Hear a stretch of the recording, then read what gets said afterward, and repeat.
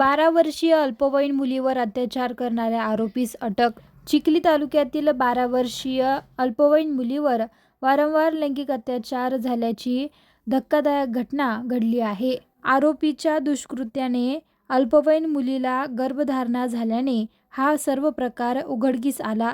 या प्रकरणी तक्रार दाखल झाल्यानंतर आरोपीविरुद्ध भारतीय न्याय संहिता तसेच बाल लैंगिक अत्याचार प्रतिबंधक कायद्यान्वये गुन्हा दाखल करण्यात आला आहे.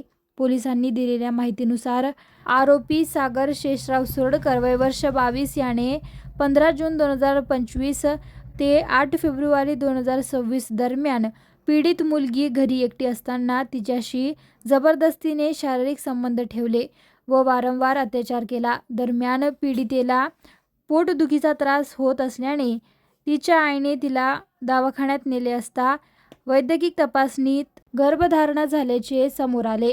त्यानंतर मुलीने सांगितलेल्या माहितीनुसार 13 फेब्रुवारी 2026 रोजी सायंकाळी तक्रार दाखल करण्यात आली. या तक्रारीवरून पोलिसांनी आरोपी सागर सुरडकर विरुद्ध भारतीय न्याय संहितेच्या विविध कलमान्वये गुन्हा दाखल केला आहे.